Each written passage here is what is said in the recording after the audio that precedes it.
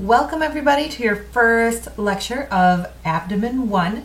In this class we are going to be talking first about the anatomy and how to ultrasound all of the abdominal organs, and then the second part of this class is going to focus on the physiology of our organs. So let's start today with liver anatomy. Now as you're going through the lecture, make sure to listen all the way through for your first time. And if you're coming back to revisit some things or just to hear something again, if you look in the notes of the YouTube channel, you will find timestamps to get to specific, we'll call them chapters within the lecture. So that's a tool that you can use. Some other YouTube tools that you can use are to turn captions on. You can also speed up the sound so you can listen 2 times as fast, or if you're taking notes and want to go a little bit slower, you can slow that down to, I believe, like half as fast. So there's lots of options within YouTube as well to accelerate or to enhance your learning through video lectures. Another thing you can try too with YouTube is to save your videos. You can download them or add them to your own playlist if there's something that you want to come back to. So with that being said, let's go ahead and get started. Again, today's lecture is on liver anatomy.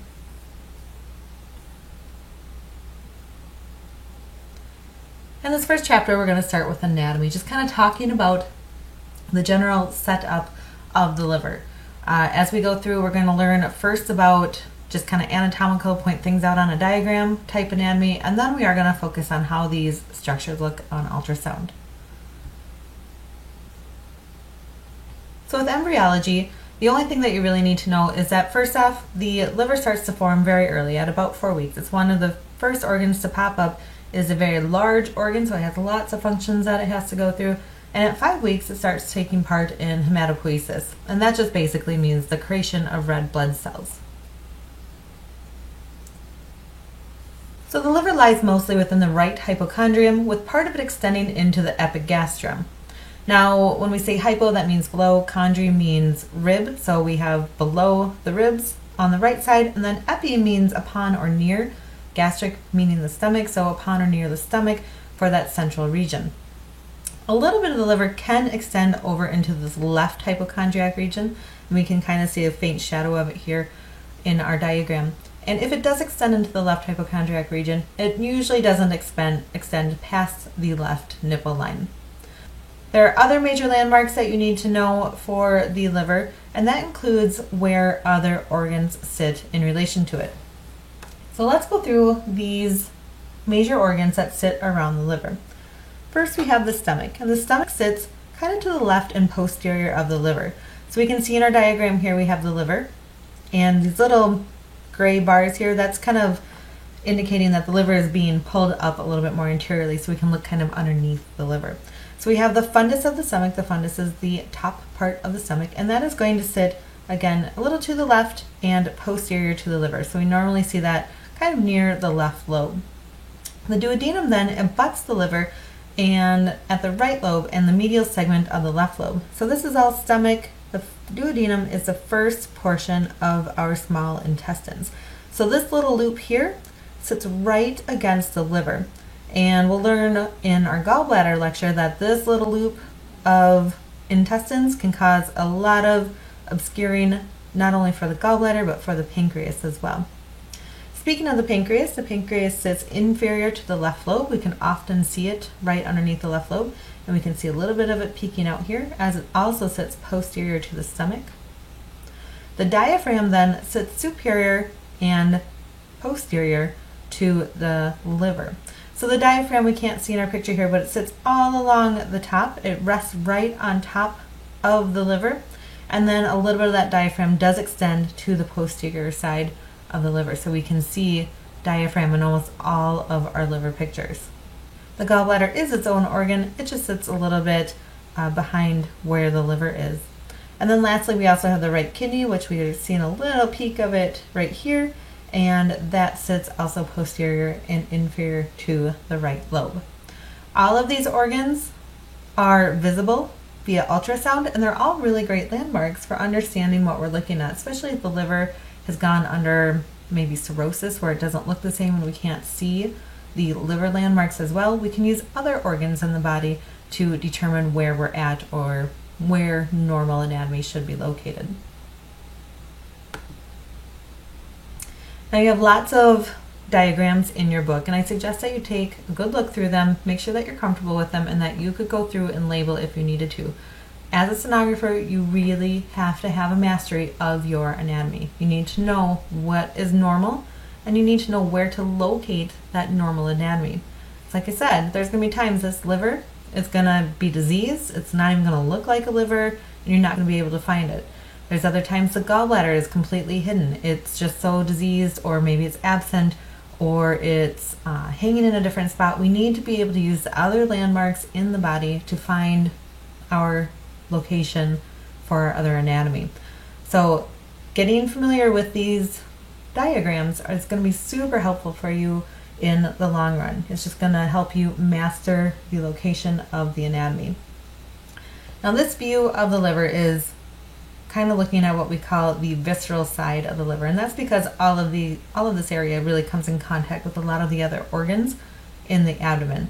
So this is kind of looking, if you were laying on the ground, looking up through somebody's body, up through their feet, underneath the liver. So on this side we can see that we have the gastric impression.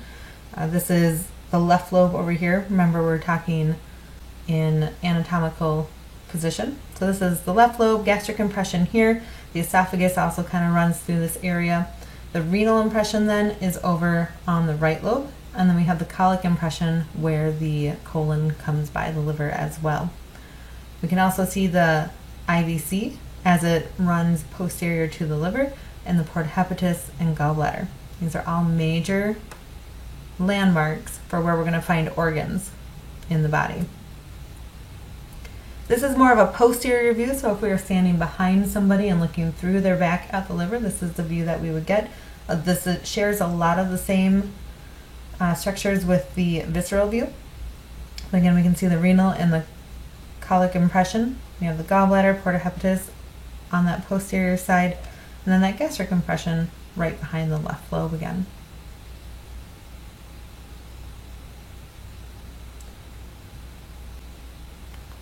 Now the liver is covered in a couple different coverings. The first one is called Glissen's capsule. And Glissen's capsule is this fibrous covering that covers the entire liver. So if we were to look under a microscope, we would actually see a very distinct covering on the edge of that liver tissue. So we have liver on this side. We can see this highlighted green area as it continues through. That's that fibrous covering. That's the Glissen's capsule that covers, again, the whole liver. Now there's a second covering on the liver, and that's the peritoneum. Now the peritoneum is a lining that lines all of the peritoneal organs, and those are going to be a few of our abdominal organs. So this example in our picture here, we can see the darker orange kind of represents that peritoneal lining. We can see that it totally encapsulates the liver except for this one small part. And this part is called the bare area. This is very significant that there's bare area. And the bare area is the area that is not covered by peritoneum, and it comes in direct contact with the diaphragm. So we talked about earlier how the diaphragm kind of wraps around posteriorly on the liver. So it sits on top and then wraps around the back side of the liver. So here on this posterior view of the liver, we can see where that bare area is. So again, this area comes directly in contact with the diaphragm.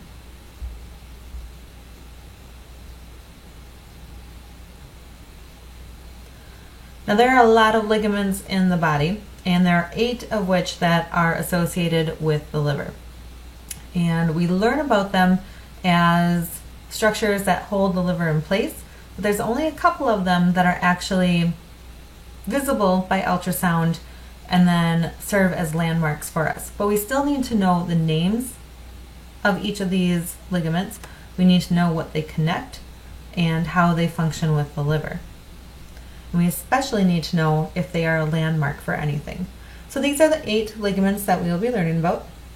The coronary ligament, falciform ligament, right and left triangular ligaments, the ligamentum teres, ligamentum venosum, the gastrohepatic ligament, and the hepatoduodenal ligament.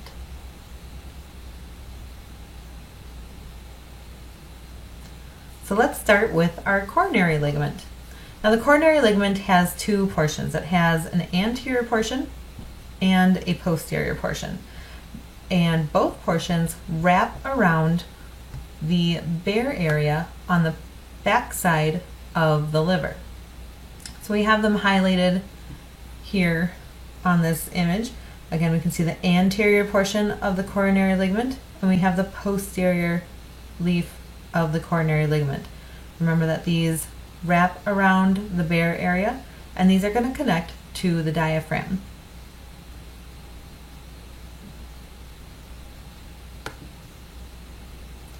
On the front of the liver, we have what we call the falciform ligament.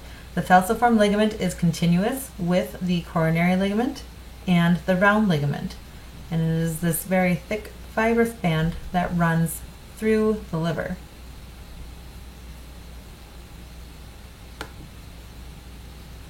Turning back to the back side of the liver, we have the right and left triangular ligaments. The left ligament sits on the left lobe, where the right ligament sits on the right lobe. These ligaments are also continuous with the coronary ligament. As you can see here, we've got the left one, and it extends right into the falciform ligament here, which keeps moving into the coronary ligament. So we can see that those are continuous with the other ligaments that surround. They do have their own names. The right ligament is down in this corner here, and it makes sense why they call them triangular. They're kind of coming to an apex here on the right and an apex here on the left.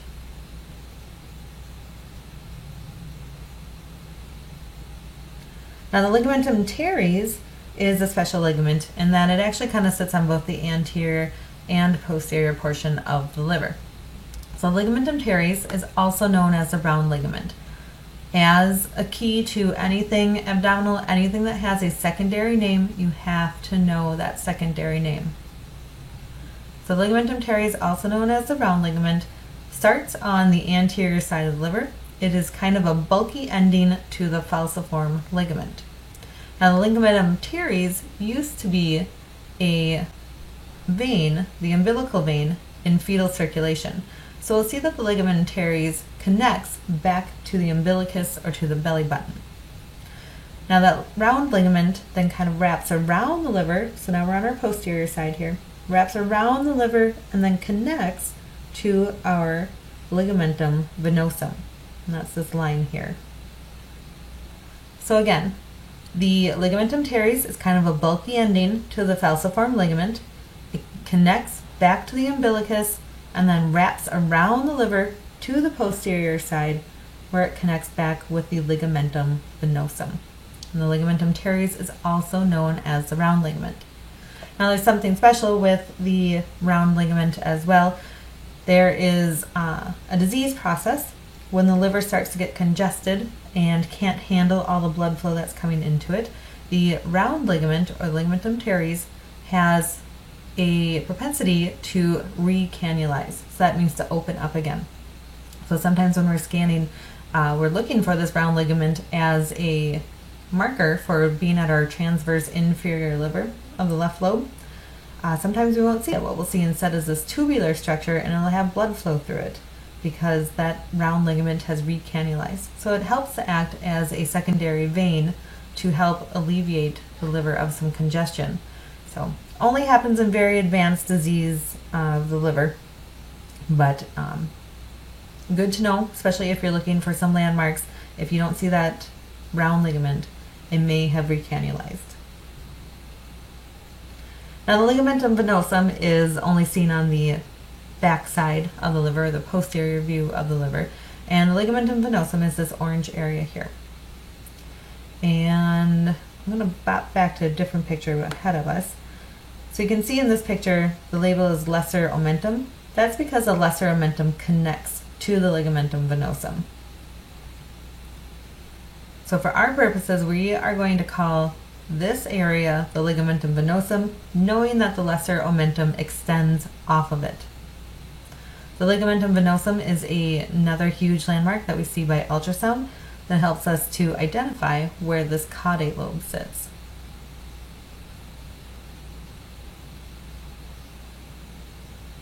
The next ligament is the gastrohepatic ligament, and some of these ligaments are named really nicely because they tell us what they connect.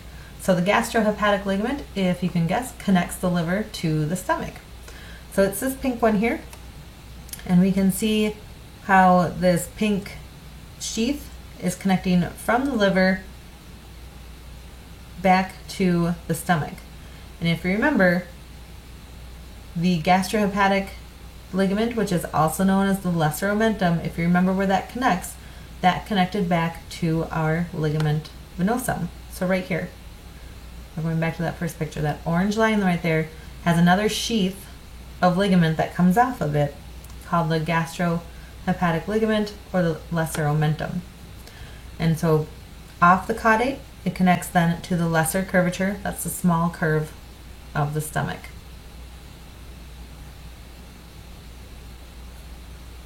Now the last ligament that you need to know is the hepatoduodenal ligament. So just like we said, hepato is liver, duodenal stands for the first part of the duodenum. So we can see that this ligament extends from a free edge of the liver down to the curve of the duodenum. Now normally this sheath or this ligament is completely filled in, but for this diagram there's this little cutout here, and that little cutout gives us a view into what the hepatoduodenal ligament is home to, and that is the portal triad. Now the portal triad includes the bile ducts, the portal vein, and the hepatic artery.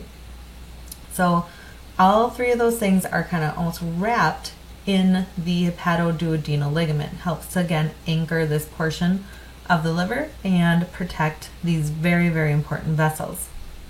The other significant part of the hepatoduodenal ligament is that it is the opening or the anterior part of the foramen of Winslow. And the foramen means hole.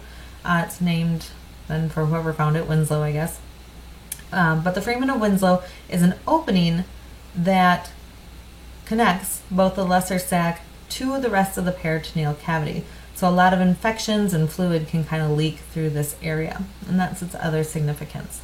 So again, the gastrohepatic ligament connects liver to stomach, coming off of the ligamentum venosum, where the hepatoduodenal ligament connects liver to duodenum and houses the portal triad.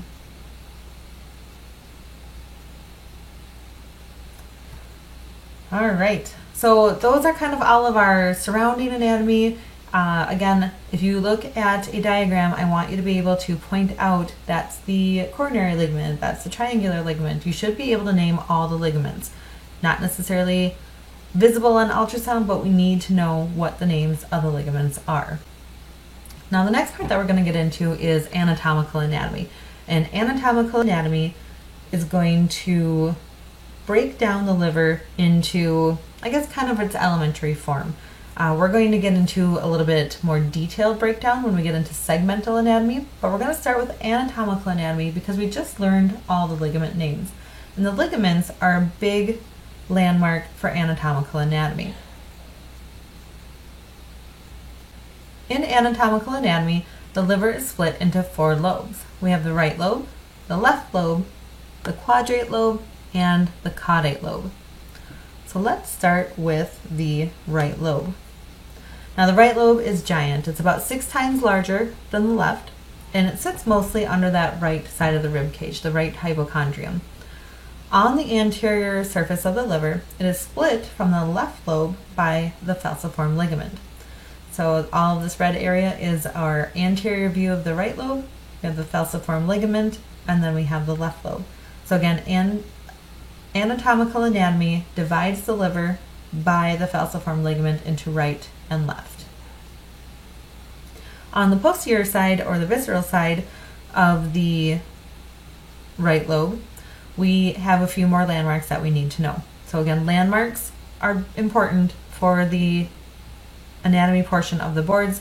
They'll ask you, where does the right liver end? Where does the caudate lobe end? Where does the left lobe? What surrounds it? You need to know these landmarks. So we have the right lobe here, and the landmarks that we have for it are first the porta hepatis. That's this yellow area. The porta hepatis is kind of the gateway to the liver. It's where the portal triad enters and exits. We also have the gallbladder kind of coming up on that posterior side, so that's the other border on that side for the liver.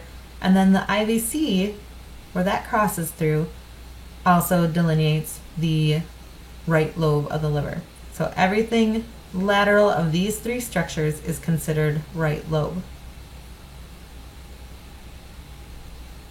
Now the left lobe of the liver sits on the left, a little bit more medial into the body, left side of the anatomical position of the liver. And the left lobe varies in size from person to person. There's no normal to it. Some people have very large left lobes. Some people hardly have any left lobes at all. All depends on how the person is made. On the anterior surface of the liver, again, we are divided from the right lobe by that falciform ligament. So this is all the left lobe. On the posterior side of the liver then, we have left lobe here, and it is divided from the caudate lobe by the ligamentum venosum, this blue area here. It's then separated from the quadrate lobe by the ligamentum teres. Okay, so again, know that the ligamentum venosum splits the left lobe from the caudate, and that the ligamentum teres splits the left lobe from the quadrate.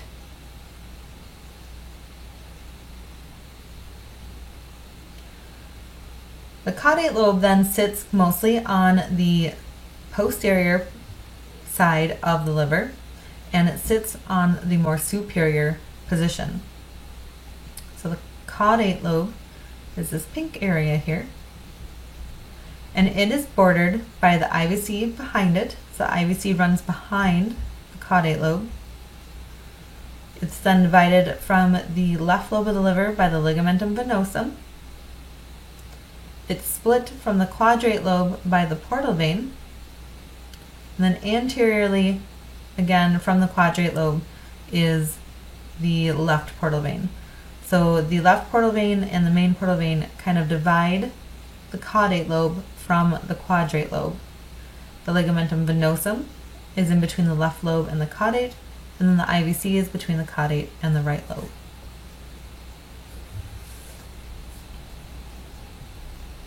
The last lobe of the anatomical division then is called the quadrate lobe. And the quadrate lobe is going to have a little bit more of an anterior position on the inferior portion of the liver. We are looking at this from the posterior view because we can see more of the landmarks for division on that posterior side, but it does sit a little bit more on the anterior side. So the landmarks for the quadrate lobe then are the ligamentum teres, splitting it from the left lobe. So ligamentum teres, or the round ligament here, splitting it from the left lobe. The hepatic artery and the gallbladder then split it from the right lobe. Okay, so 4 lobes: right lobe, caudate lobe, left lobe, quadrate lobe. And that's how we divide anatomical anatomy. Now the next thing that we're going to learn about is vasculature of the liver, and we're going to jump to vasculature because now, before we get into segmental division of the liver, we have to know about how the blood flows in and out of the liver. So the portal and the arterial system are both responsible for bringing blood into the liver. The hepatic veins then and emissary veins are going to be responsible for bringing blood out. And again, we use those vascular structures as internal landmarks for segmental division. Remember, we kind of use more of those organs and ligaments for external anatomical division.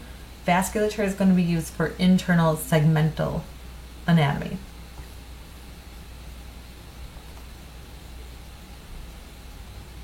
So first we need to discuss the porta hepatis. The porta hepatis we consider to be the gateway to the liver, and you can also call it the liver hilum. In this area, there are 3 structures that enter and exit. We have the main portal vein, which is entering. That's in blue here. We have the main hepatic artery, which is entering in red. And then we have the common bile duct exiting in green. Now the porta hepatis is located a little bit more on that posterior inferior surface, so it sits on more of the backside and towards the bottom of the liver.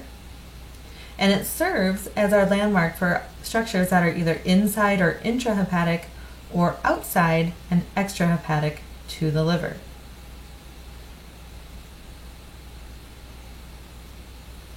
Now, before we get into the next section, we're going to talk both about the portal triad and hepatic veins.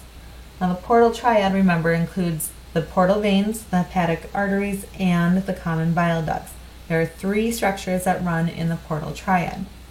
The portal triad is considered an intrasegmental structure. So from our example here, we can see that we have segments here and here, here and here. We have a portal running right through that portal triad, running right through the middle of it. So the way that I like to remember that the portal triad is an intrasegmental structure is that there's that TRA in portal triad, there's TRA in intrasegmental. So that really helps me to remember that. Now the other thing that we'll talk about then are the hepatic veins. And the hepatic veins are intersegmental. And what I try to remember with hepatic veins, there's a lot of E's in vein and intersegmental and in between. So we can see that those hepatic veins then are in between those segments. And this is going to be a really good test question. What is this structure, intra or intersegmental? And it's going to be key to understanding how we divide the liver into segmental anatomy. So let's discuss the components of the portal triad, and let's start with hepatic artery. Now the hepatic artery is responsible for bringing oxygenated blood to the liver. All of our organs need oxygen to operate, and that's the job of the hepatic artery. And it really only brings about 20 to 30% of the liver's blood into the organ. It is a branch of the aorta, and it runs through quite a few vessels before it gets to the actual liver. So here is our aorta. It branches, the blood then is going to branch into the celiac axis, which is here. The celiac axis then splits into 2 branches. The left is the splenic artery, which comes off this direction, and the right is called the common hepatic artery. Now from the common hepatic artery, that is going to travel to the right, and once the gastroduodenal artery comes off, or the GDA, which is here, once that comes off, we consider ourselves to be in the proper hepatic artery. The proper hepatic artery is also known as the main hepatic artery. The main hepatic artery is considered extrahepatic, or outside of the liver. Once it transverses through the porta hepatis, it is going to split and becomes intrahepatic. Once it's in the liver and is intrahepatic, it then divides again into the right hepatic artery and the left hepatic artery. You might also hear these referred to as the left and right hepatic rami. Now the special thing you need to know about the right hepatic artery is that it supplies the gallbladder with blood through the cystic artery, which is another branch off that right hepatic artery. So let's go through the whole process again. We start at the aorta, celiac axis, go to the right, and we're in the common hepatic artery. After the GDA breaks off, we are now in the proper hepatic artery, or the main hepatic artery. We're extrahepatic. After the vessel enters in through the hilum or the porta hepatis, it'll split again into the right and left hepatic arteries, which are both considered intrahepatic vessels.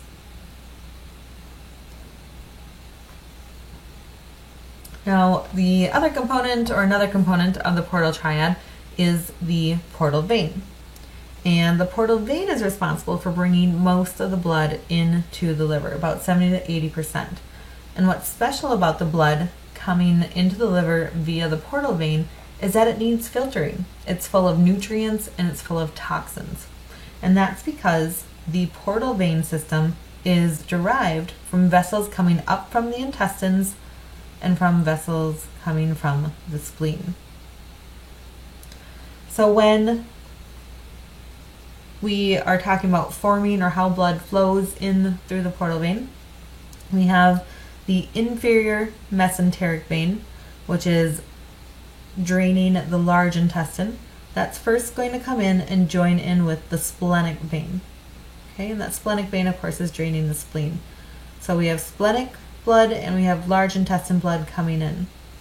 Next, what's going to happen is that the superior mesenteric vein, which is drawing blood in from our small intestines, is going to join up with the splenic vein.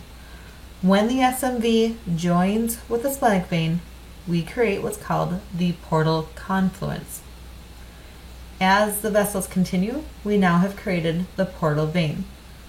The main portal vein sits outside of the liver, or is extrahepatic, and then it'll transverse the porta hepatis and branch into the right portal vein and the left portal vein. So again, IMV, inferior mesenteric vein, joins with the splenic vein. They keep coursing. They're going to join up with the superior mesenteric vein and create the portal confluence. That then creates the main portal vein, which is extrahepatic. It'll go in through the porta hepatis and then branch into the right and left portal veins, which are now intrahepatic.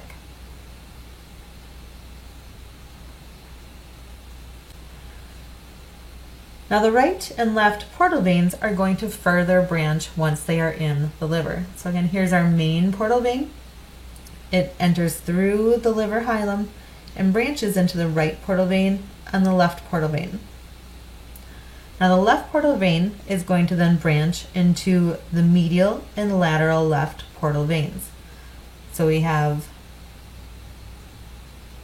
the medial and the lateral left portal veins. We also have some other structures in here. This first one leads to the caudate lobe, and these Roman numerals we're going to talk about in a little bit here. This portion of the left portal vein is considered the umbilical portion, and this is feeding that quadrate lobe that we talked about. And then the right portal vein is going to branch into anterior. So this branch here, this first one, is the anterior branch, and then the posterior branch. And it's going to feed the anterior and posterior part of the right lobe of the liver. So again, main portal vein comes in, transverses the portal hepatis, or the liver hilum, and branches right away into the right and the left portal veins. The left portal vein splits into a medial and lateral left portal vein, and the right portal vein splits into an anterior and posterior portal vein. So next we have the hepatic veins, and the hepatic veins are how the blood gets out of the liver. So we have three hepatic veins. We have the right hepatic vein, the middle hepatic vein, and the left hepatic vein. The right hepatic vein is the largest, and it drains the right lobe. The middle hepatic vein drains both the right and left lobes, and the left hepatic vein drains the left lobe. Remember that hepatic veins are intersegmental, so it means that they run in between the segments. These are all going to drain directly into the IVC.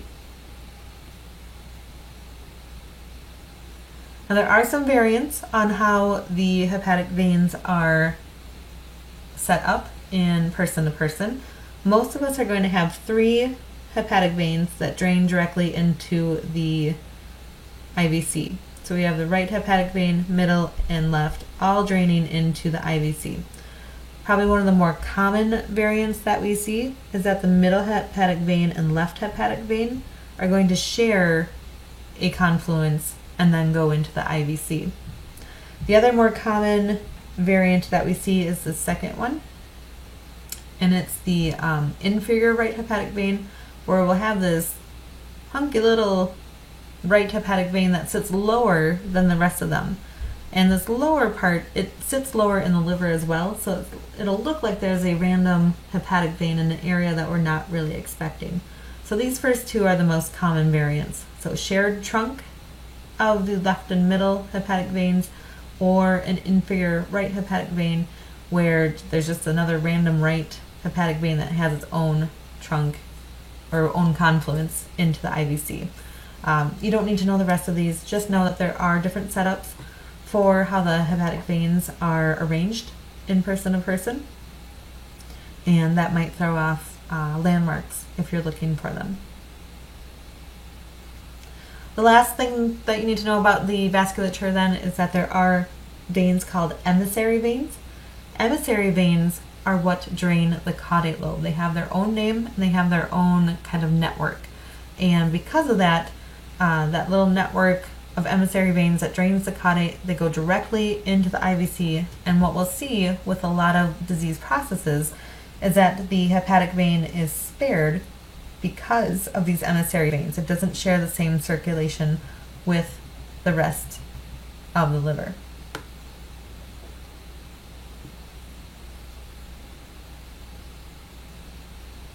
All right, so now that you know the vasculature of the liver, it's going to be much easier to discuss the segmental division of the liver.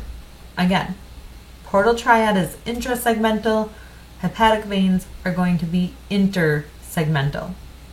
And we use segmental division to help us identify where lesions are and just to kind of map out the liver a little bit more. The anatomical division is easy when we're just looking at a diagram and talking about it, but with ultrasound and fluoro and cutting open the liver, we're really more interested in what are the divisions inside the liver. And the real significant part about segmental division, and what we'll learn about in a little bit, is Koinad's anatomy, is that these segments are functional all on their own. They have their own portal triad and they have their own hepatic veins, so they are functional units of the liver. So let's recall an anatomical division. We knew that there were 4 lobes in anatomical division. We have the right quadrate, left, and caudate lobe. With segmental division, we recognize that there are 3 lobes, the left, the right, and the caudate. So you'll see that the quadrate lobe is now part of the left lobe. However, segmental division recognizes that there's only 3 lobes, but it recognizes that there are 5 segments within the liver. So now we have a right lobe, which is divided into the anterior and posterior right lobe, and then we have the left lobe, which is divided into the medial and lateral. Now you might think some of these names sound familiar, and you would be absolutely correct. These line up with the portal veins. Remember, we had the main portal vein coming in. It split into the right and the left, and then the left portal vein split into medial and lateral, and the right portal vein split into anterior and posterior. So that'll help you remember that segmental division uses internal blood vessels as landmarks, and it follows along with the portal vein anatomy.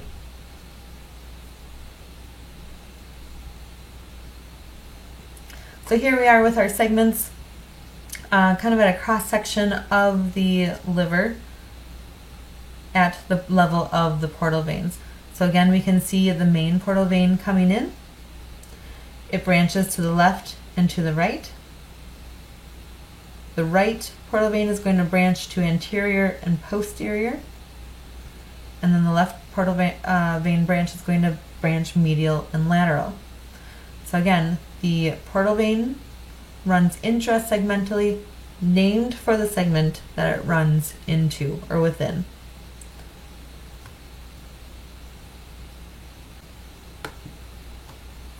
Now the hepatic veins can also help us to identify where the segments are, but we need to remember that hepatic veins are intersegmental. So we have hepatic veins diving into the IVC, and remember, they run in between. So if we see a hepatic vein, there's a segment on either side of it. So the right hepatic vein runs in between the right anterior lobe and the right posterior lobe. The middle hepatic vein runs in between the right side of the liver and the left side of the liver. And what's significant about this area is that the fissure that the middle hepatic vein runs through is called the main lobar fissure.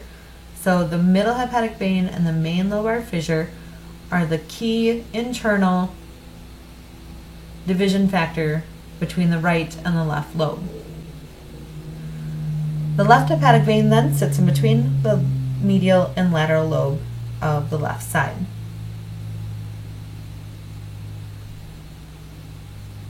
So segmental division gives us those 5 lobes, the caudate lobe, and then the lateral and medial left lobe, anterior and posterior right lobe. Now Koinad's anatomy goes even a step further, and Koinad's anatomy actually aligns better with surgical reports and how your radiologist is going to report out where lesions are located. So it's important for us to identify where we are at in the liver when we find a lesion, where we're at in the liver compared to both hepatic and portal veins. So we can see from the picture here that Koinad's anatomy further divides the liver into 8 segments. Remember, segmental anatomy had us at 5, Koinad's gives us 8. And so let's take a look through those 8 segments.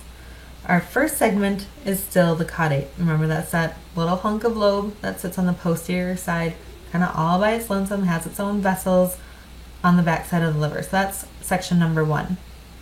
And then we start over in the left lobe with section number 2, which is the superior lateral left lobe. 3 moves down to the inferior lateral segment of the left lobe. And then section 4 is kind of a special one. Section 4 is the quadrate lobe. So remember, quad is 4, quadrilaterals have 4 sides, quadrate is the 4th lobe, and it's split into an A and a B.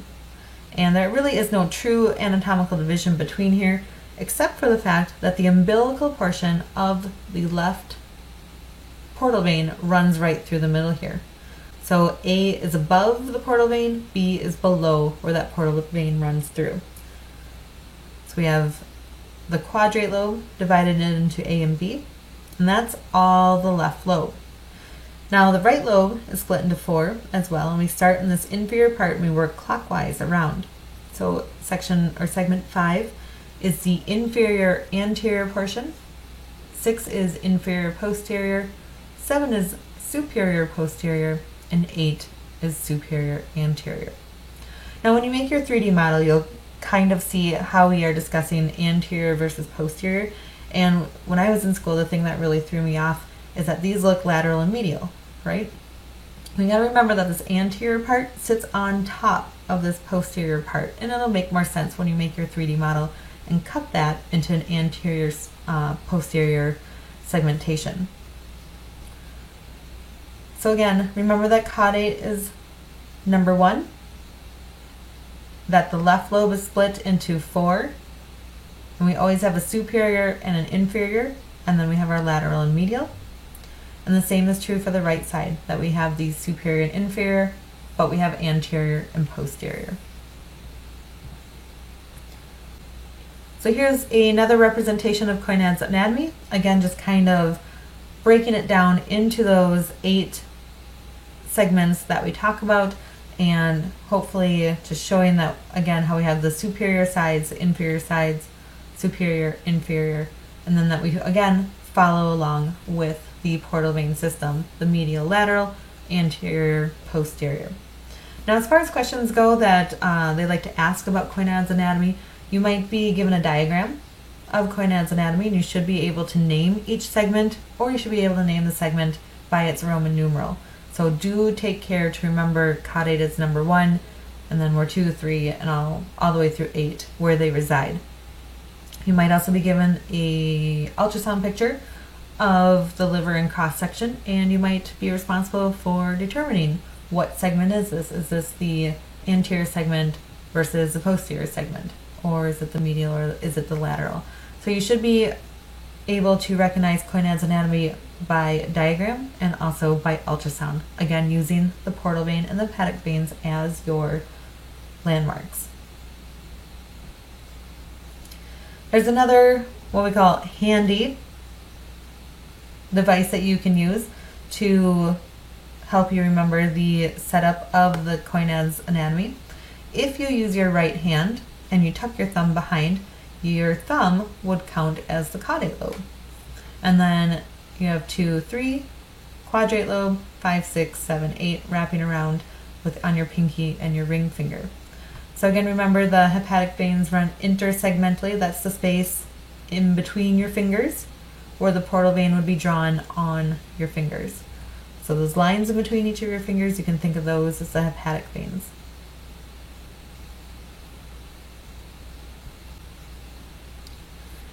Variants occur when the anatomy doesn't follow normal appearance that we would expect. And these are typically going to be congenital variants, meaning that somebody is born with this variant. Variants don't typically affect how the organ works unless it's some sort of agenesis of the organ, in which case the organ never developed, and that can be fatal or rather detrimental to a patient's health. Whenever we see multiple variants mixed together across multiple organ systems, we start to think that there might be some sort of syndrome associated with the variants. Whenever you see a variant on ultrasound, you want to make sure that you are documenting it to show the radiologist that you saw it, to then prove if there's anything else associated with it, and then it's documented for further imaging. So one of the variants that we might see is called situs inversus. Situs inversus basically means that things are flip-flopped in the body. And I have scanned this, I think twice, and both times the patient knew they had it. So it's a really throws your mind when you're trying to scan and you're like, I'm on the left side, this is liver, how do I have to move? But it's very interesting. So basically in situs inversus, all or some of the organs are flip-flopped. So and this is a CT, and this organ labeled L is the liver. Normally it's on the right side over here, flipped over onto the left. The spleen, which is normally on the left, is now on the right. Okay, so the stomach here then is also on the right, which it typically sits on the left. So this person has situs inversus totalis, meaning that everything is flip-flopped. Most likely the heart is also flip-flopped. There's different variations of situs inversus, and it's not something that you are going to have to diagnose. Just do your best to image the organs as they sit in the body, especially if you're the first person to recognize this. They'll end up with a CT or other imaging to see what the extent is of their situs inversus. But for the most part, everything functions mostly the same. You'll still have the porta hepatis, you'll have hepatic veins, portal veins, all of that. You should be able to still image all of the normal anatomy that we see with normally placed organs. Another variant that happens on the left lobe is agenesis of the left lobe, and it feels like a lot of people kind of have this, and not so much maybe true agenesis, but they definitely have smaller left lobes. And we can see right here is like basically just the little remnant that's left of this left lobe. Normally the left lobe kind of extends more into this area here. So again, it just is a matter of how a person is set up, but we know that the liver operates in those segments, so the fact that that left lobe is on, not a big deal.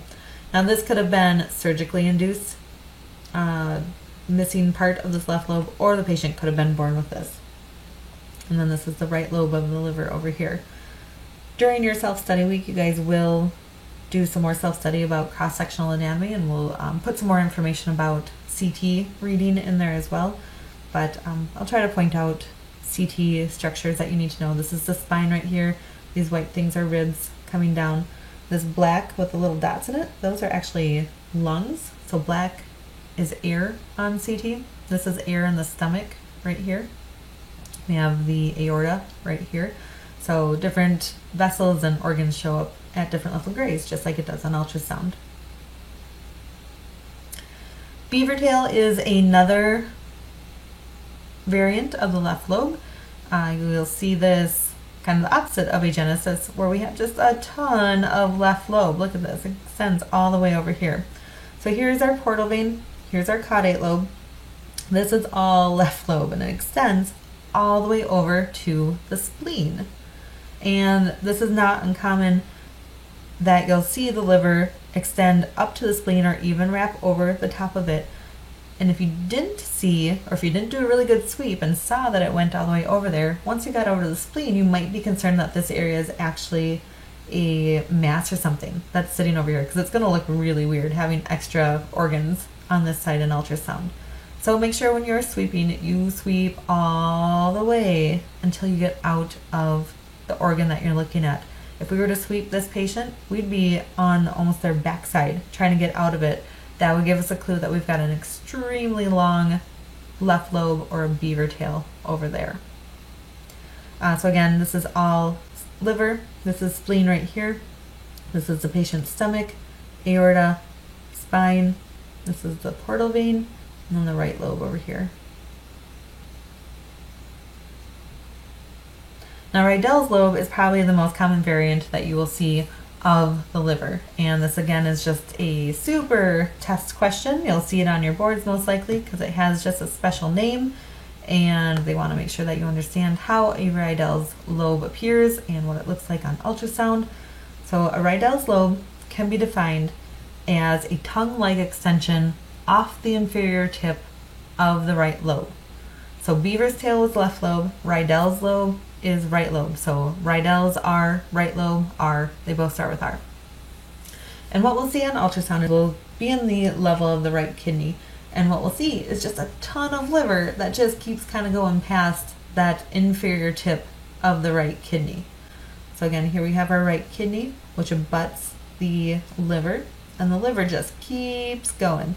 And sometimes people are going to have super, super long extensions of that right lobe. It can go all the way down to the iliac crest, like this one over here. This is again a CT. This is a hip bone right here. Look at it. It is almost all the way down to their hip bone. Remember, most of the time it stays underneath our rib cage.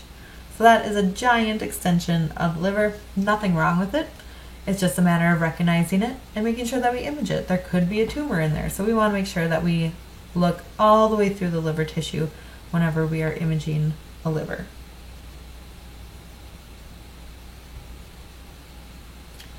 All right, so our next section then is ultrasound appearance. So we're going to talk about all those pieces of anatomy that we just talked about. We're going to talk about how they look like on ultrasound.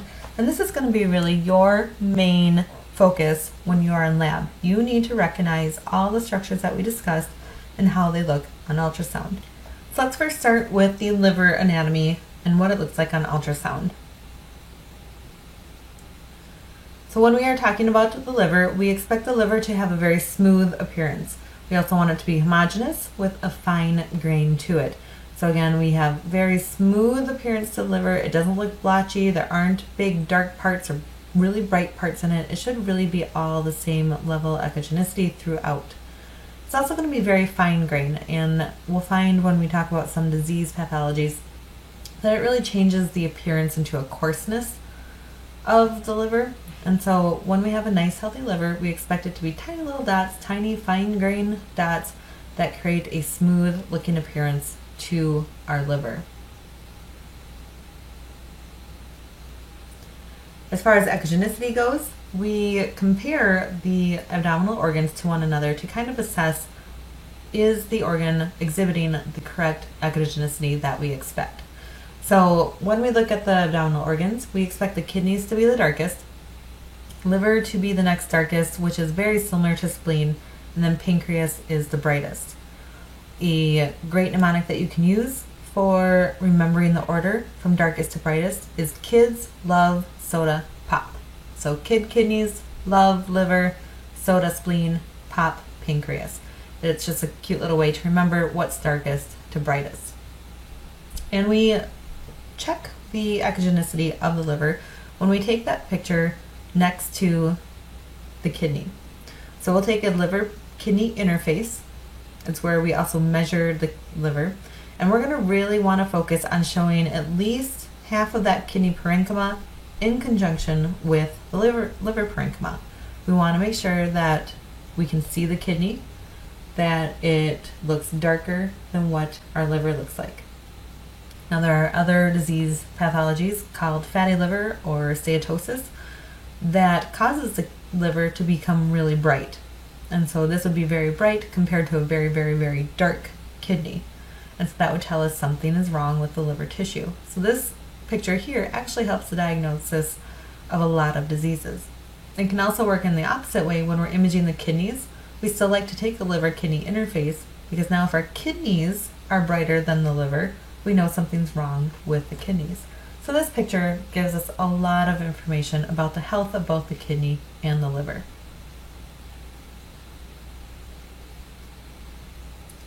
As far as measurements go of the liver, in the longitudinal plane measuring along that line of the liver-kidney interface, our average liver sits in between 13 and 17 and a half centimeters.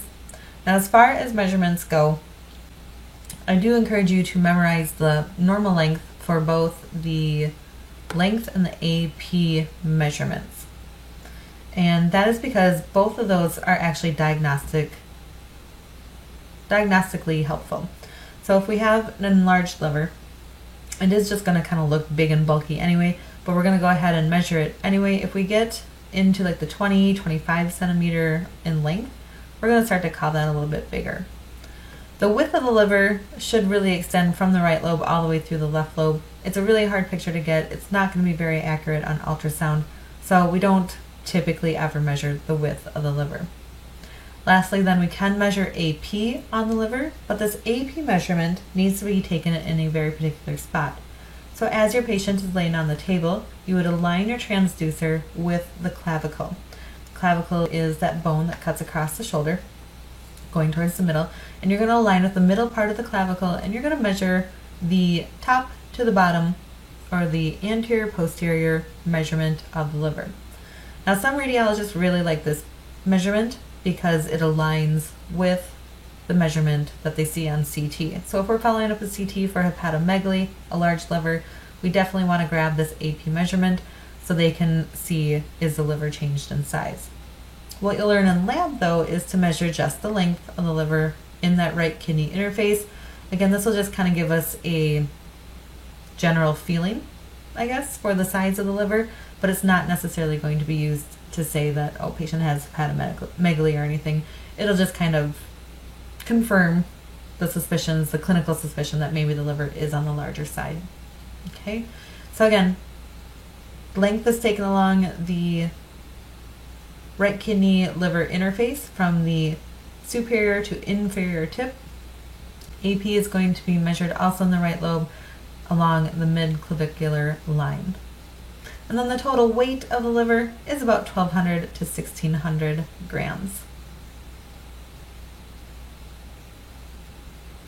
So we talked a lot about relational anatomy of some major organs that sit around the liver, and to use those as landmarks for your imaging.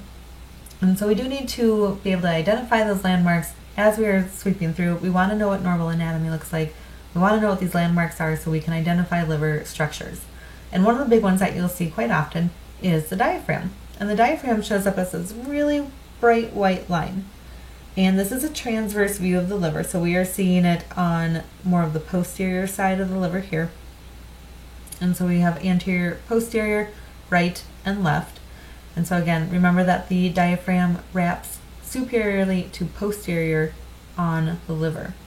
So that bright white line, either on the superior side of the liver or posterior side of the liver, that's going to be our diaphragm. Some other structures that we can see, the ligamentum teres. So remember that ligamentum teres is also known as the round ligament. It's that bulky ending to the falciform ligament. We can't really see the falciform ligament on ultrasound, but we can see that ligamentum teres. We use it as the landmark to identify that we have made it to the inferior portion of the left lobe. So again, we have anterior, posterior, right, and left. So this is the inferior portion of the left lobe.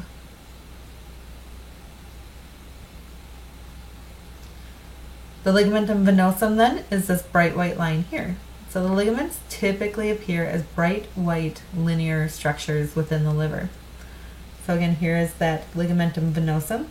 We know that it splits in between the left lobe and the caudate lobe. So this is left lobe, and this is caudate lobe below it. And then we know that the caudate lobe is bordered by the IVC posteriorly. So we are seeing all those structures that we talked about as our landmarks to identify structures within the liver. This is a hepatic vein coming off here.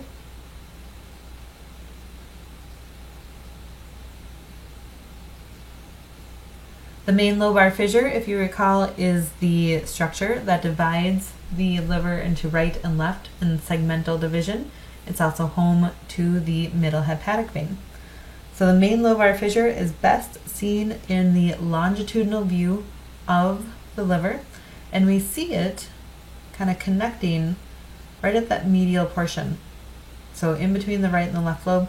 So here's that main lobar fissure. You're going to see it as a bright white line. And we usually see it connecting the neck of the gallbladder here. This black spot is the gallbladder, down to the right portal vein. So again, this main lobar fissure is our landmark for our long right medial picture. We're seeing all this right lobe surrounding it.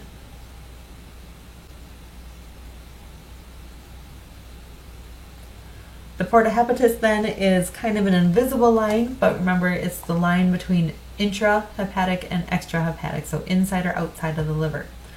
And when we look at the porta hepatis, we need to look at how that liver wraps around it. So here we have liver tissue, and I'm following my eye, and I'm also seeing some liver tissue right here.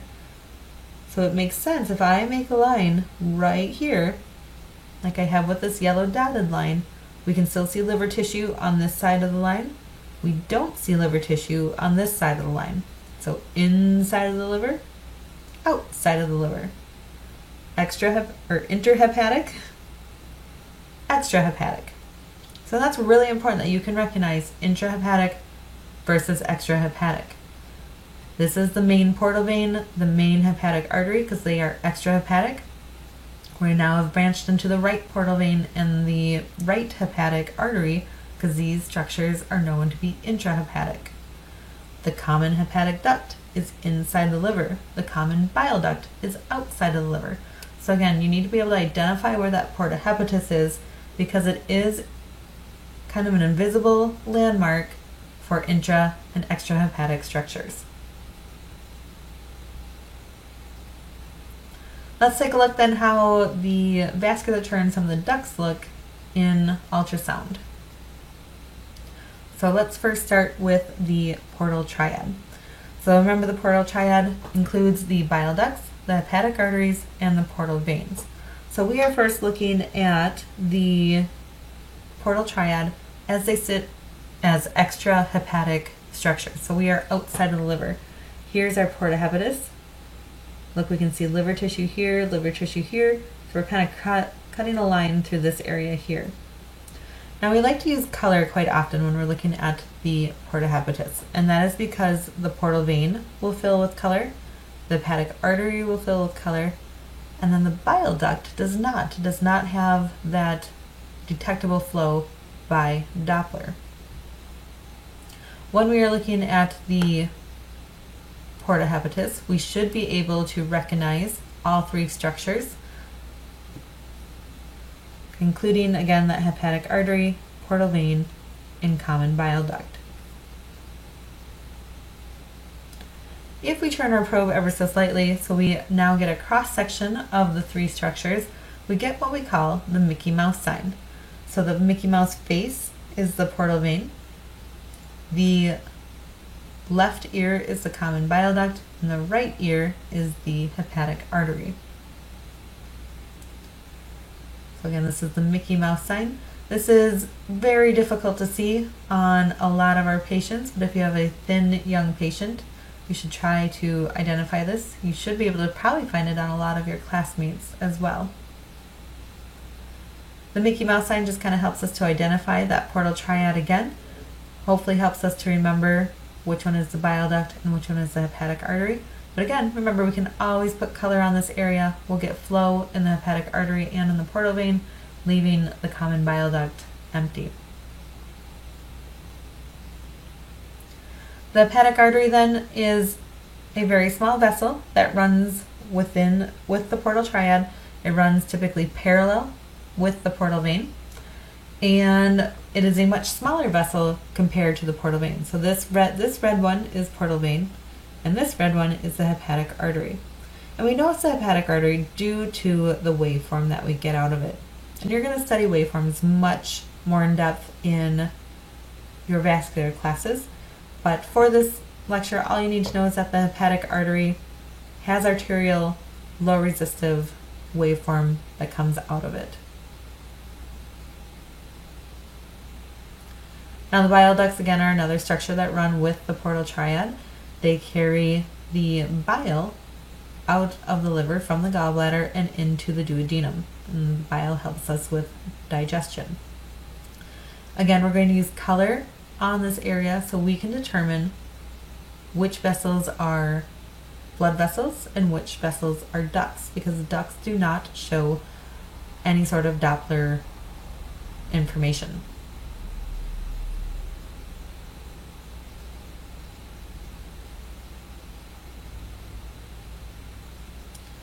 Portal vein then is also seen cutting through the porta hepatis.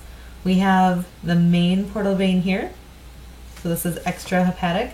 We have the porta hepatis right here, and as it transverses through, it's going to branch and become the right portal vein.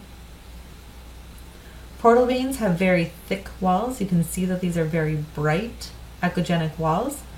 That is going to help us to identify where the portal veins are in the liver parenchyma. So again, porta hepatis here, extrahepatic, intrahepatic, main portal vein, right portal vein. Here's another example of the portal vein. We have the main portal vein coming in here, branching then into the left and the right portal veins. This is our porta hepatis here. We're looking at where that liver tissue is cutting across.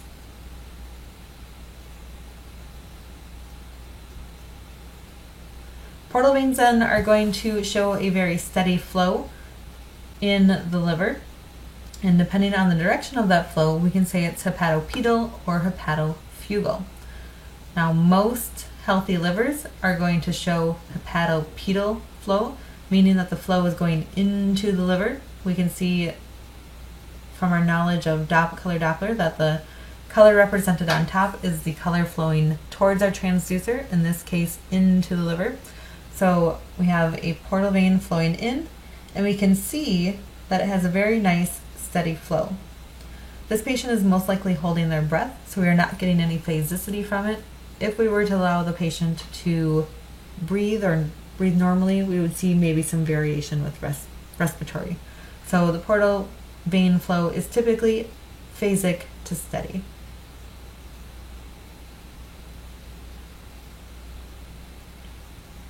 Some other blood vessels that we'll see around the liver are the aorta. The aorta is one of our landmarks as we are looking through the left lobe of the liver. So this is a long view of the left lobe. We have superior, inferior, anterior, posterior. So we can say that the aorta runs posterior to the left lobe of the liver. The IVC also runs posterior to the left lobe of the liver, and we actually see it, the bulk of it, sitting posterior to the caudate lobe. So here's our caudate lobe, IVC below it. If you can see this little line through here. Hopefully you remember that that's the ligamentum venosum.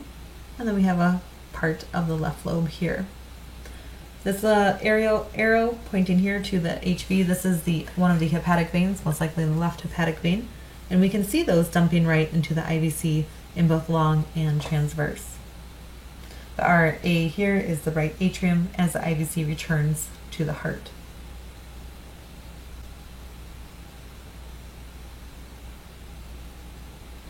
This is a cross-section of the midline anatomy.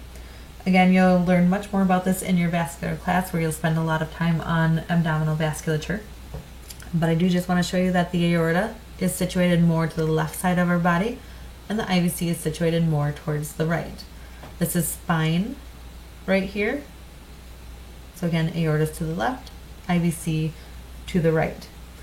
We talked about the course of the hepatic artery, how it branches from the celiac axis. This is actually the celiac axis coming up. Remember that the left branch, or the yellow arrow, is the splenic artery. The green branch, or the right branch, is the common hepatic artery. And then that'll turn into the proper hepatic artery once the GDA, or the gastroduodenal artery, comes off. So it's just another view of some vasculature that we've talked about. If we look at the liver here, this is the portal vein right here, this little circle here. We have right lobe of the liver here, and then most of this is all left lobe.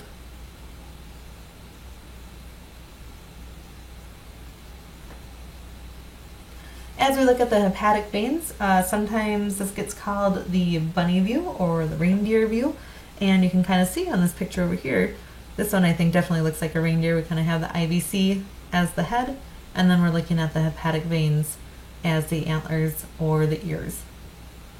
Hepatic veins then sit a little bit higher in the liver. Remember, they are a little bit more on the superior side, and then they start from the posterior and extend anteriorly.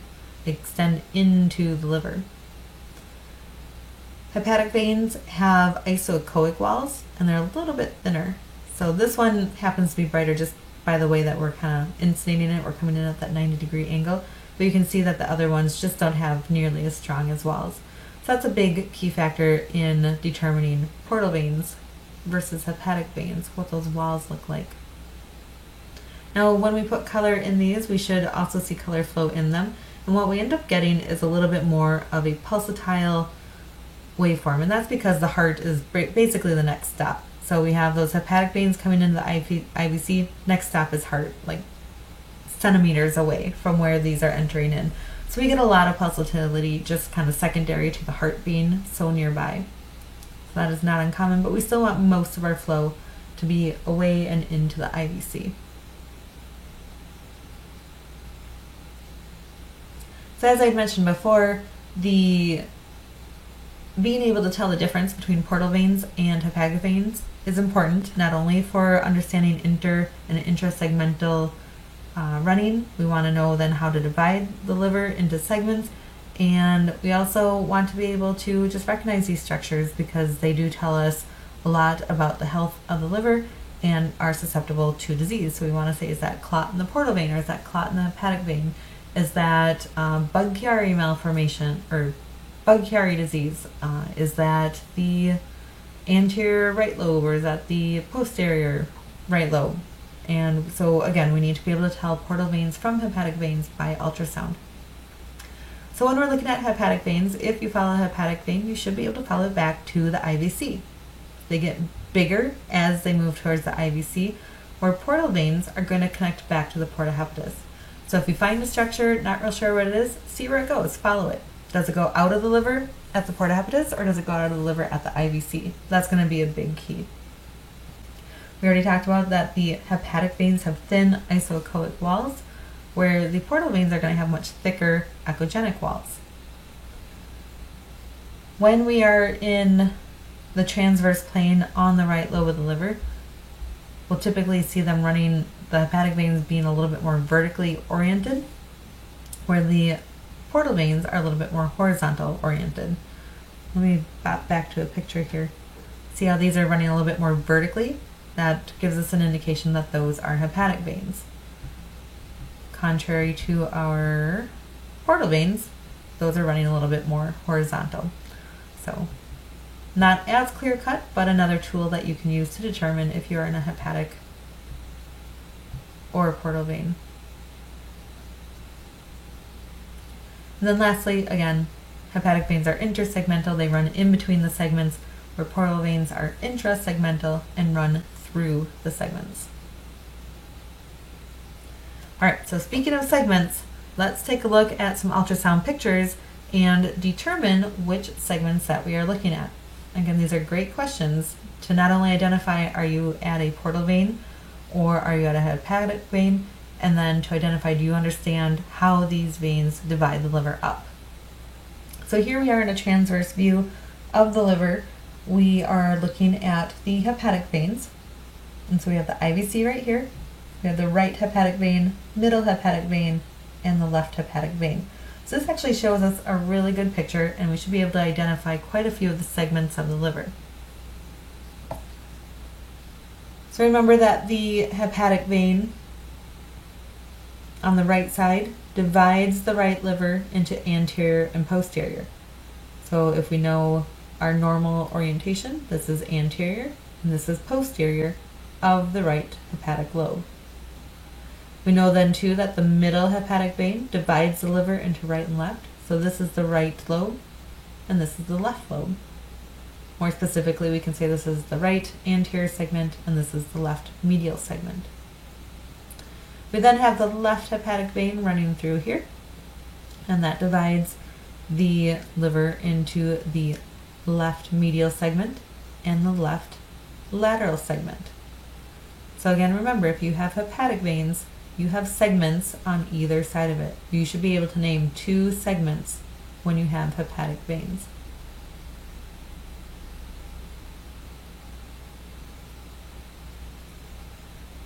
Here's another view of some hepatic veins. We've got the, so we have the IVC running here. We have the caudate lobe, we have the ligamentum venosum, and here we have the left hepatic vein as it's running through the left lobe. So again, that left hepatic vein divides into medial and lateral. So we have medial and lateral left lobe in this image. Over here we have the, again, we've got a long IVC, and we have the, oops, pop back there. We have the IVC here. We have a right hepatic vein extending off of it. So we have the posterior right liver on this side, and we have the anterior right liver on this side. Bonus picture in here, we have a portal vein running through there. You can see how different the walls are compared to the portal vein and the hepatic vein. And because we know that portal veins run through the middle, we know this is the anterior right portal vein running right through the middle of this anterior segment. Some more examples of the hepatic veins sitting in the liver. So again, we have the IVC, we have the middle hepatic vein and the left hepatic vein coming off. So now we have the left lobe of the liver and we have the right lobe of the liver.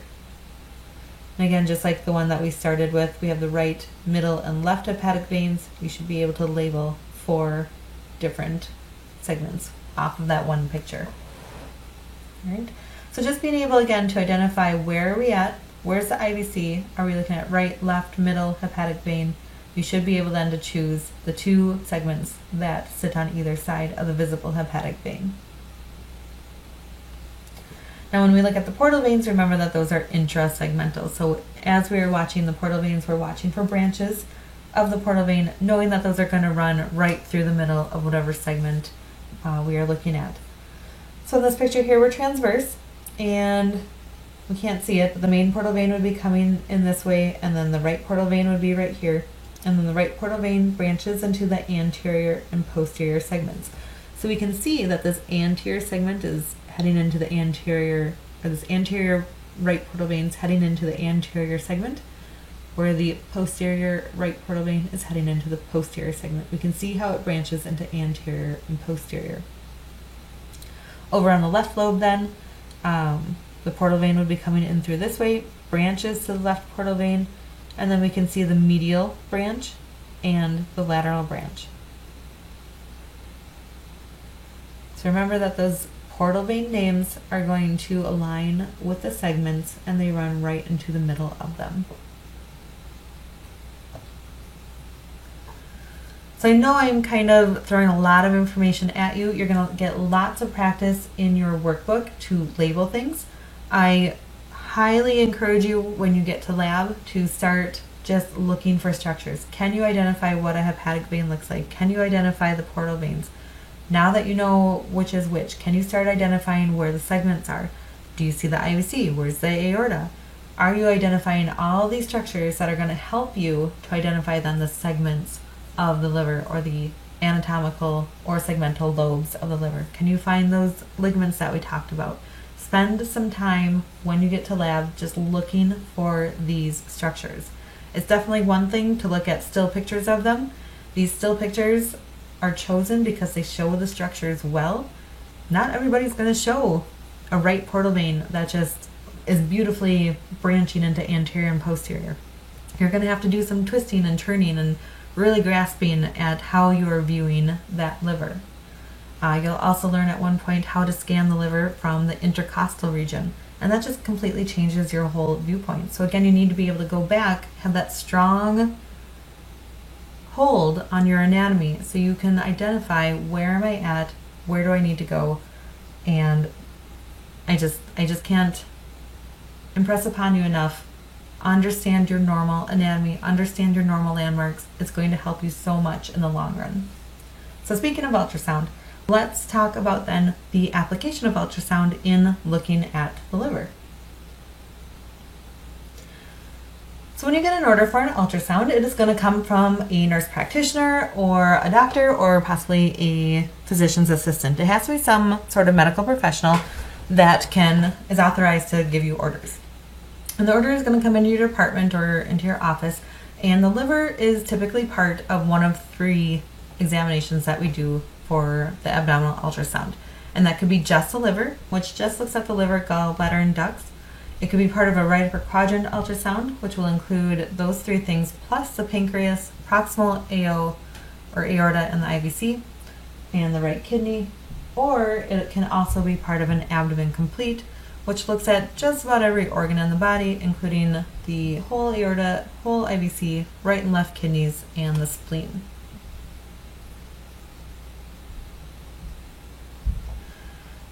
Along with your order must be some sort of indication. Why are we doing this exam? You will find the longer that you work in the medical field that insurance is very particular about what they want. And so indications should be some sort of patient symptoms. We don't want rule out gallstones. We don't want rule out cirrhosis. We want to have symptoms that lead the ordering provider to get to this order. So say the patient had gallstones, maybe they put an order in for a liver for right upper quadrant pain. That's the indication that we want. Some other indications, though, that are commonly seen with liver ultrasounds then are fatigue and weakness, abnormal labs, jaundice, which is yellowing of the skin, hepatomegaly, which is the liver being enlarged. Maybe they've had a liver transplant. We can use ultrasound to guide a biopsy. Maybe they've already had something seen, so we're going to follow up. There's lots of reasons to look at the liver under ultrasound, and the doctors definitely use us quite often to evaluate the liver parenchyma. Patient prep then for a liver ultrasound for liver, right upper quadrant, and abdomen completes should always be NPO for 6 to 8 hours. NPO is short form for nil per os, which is Latin for nothing by mouth. So it means to not have anything to eat or drink.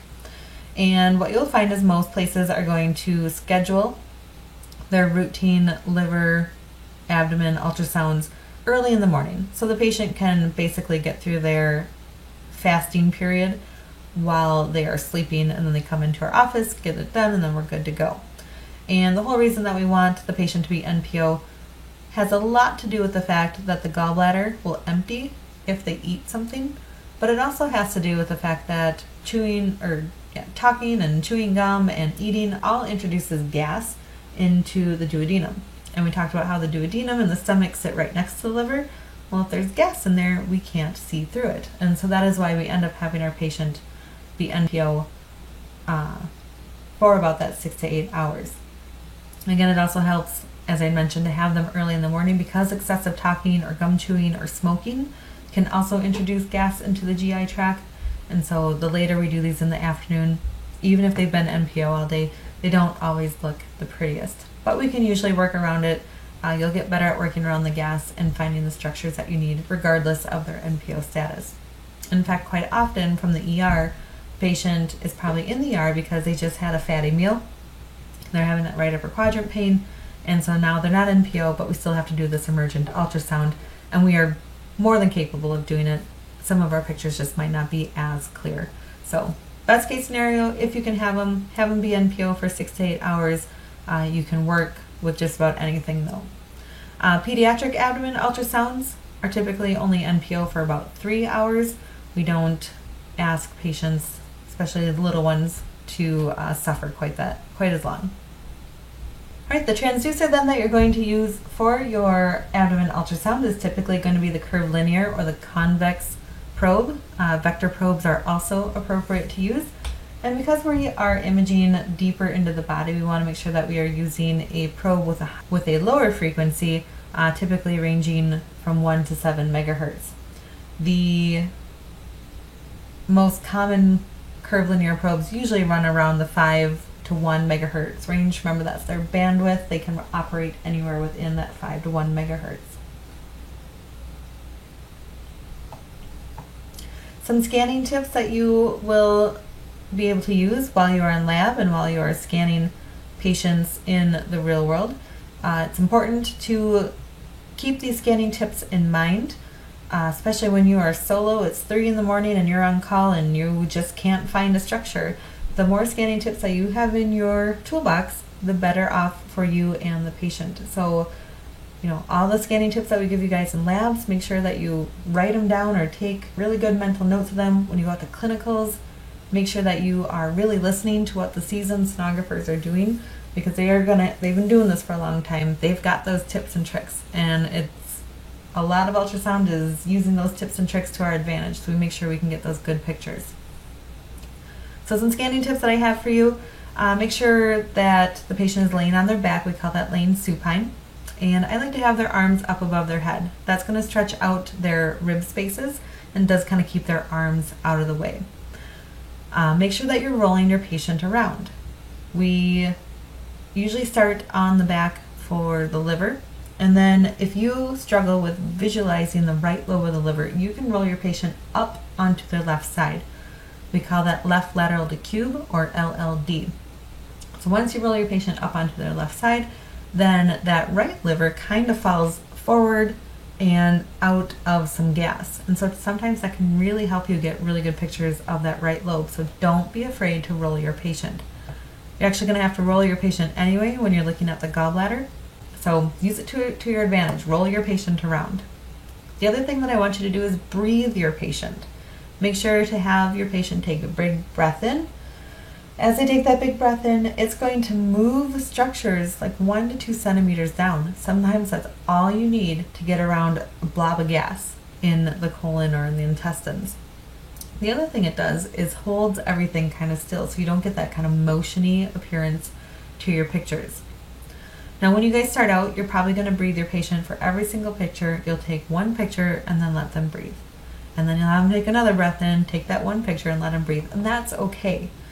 But when you have a patient that can't breathe very well or doesn't feel very well, taking those breaths in doesn't always feel good for the patient. And as your speed continues, you'll start to be able to take 3 or 4 pictures with one breath. And that's going to be much more beneficial to you and your patient. I also want to encourage you to try all of your windows. I remember being a new scanner. I see it all the time with new scanners. You find one window that looks really nice for a good chunk of your pictures, you're like, cool, this is it, this is my spot. And you're trying to get all of your pictures from this one spot. Well, one size doesn't fit all when we're taking pictures. So if you can't see a structure very well where you're at, move somewhere else. You gotta try all of your windows. And then lastly, make sure that you're adjusting every image. Our machines are pretty easy to set and forget, but you wanna make sure that you're adjusting your depth, your focus, your gain. Look at your 3 cornerstones of your image. Make sure that they're set appropriately, and your pictures are just going to look that much better every single time. Even when we are looking at proficiencies, I think the first 3 things I look at is the focus in the right spot, is the depth right, and what does the gain look like. If all 3 of those look good, as long as your anatomy's in there, you're probably going to get all your points for your picture. So those 3 things are huge for making a nice, pretty diagnostic picture. The 4th one then is to make sure you have the correct anatomy in there and it's in the right plane.